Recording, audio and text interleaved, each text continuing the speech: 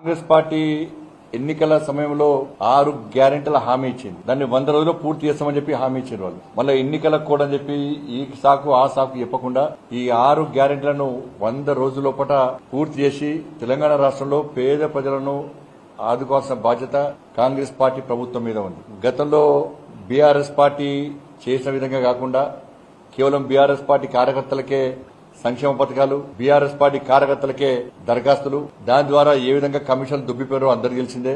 కేవలం నామమాత్రంగా దరఖాస్తులు తీసుకుని మభ్యపెట్టి మోసం చేసి దరఖాస్తులకే పరిమితం చేసేటువంటి పరిస్థితి రాకుండా చూసుకోవాల్సిన బాధ్యత కాంగ్రెస్ పార్టీ ప్రభుత్వం మీద ఉంది. గతంలో బీఆర్ఎస్ పార్టీకి వ్యతిరేకంగా ప్రజలు ఏ విధంగా ముందుకొచ్చిరో, బీఆర్ఎస్ పార్టీని ఏ విధంగా అసహించుకున్నారో, బీఆర్ఎస్ పార్టీ ఏ తప్పిదాలు చేసిందో నమ్మించి మోసం చేసి బీఆర్ఎస్ పార్టీ ఏ విధంగా హామీలిచ్చి చేతులు దుక్కునే ప్రయత్నం చేసిందో అటువంటి పరిస్థితి రాకుండా లబ్దిదారులకు న్యాయం చేయాల్సిన బాధ్యత కాంగ్రెస్ పార్టీ ప్రభుత్వం మీద ఉంది.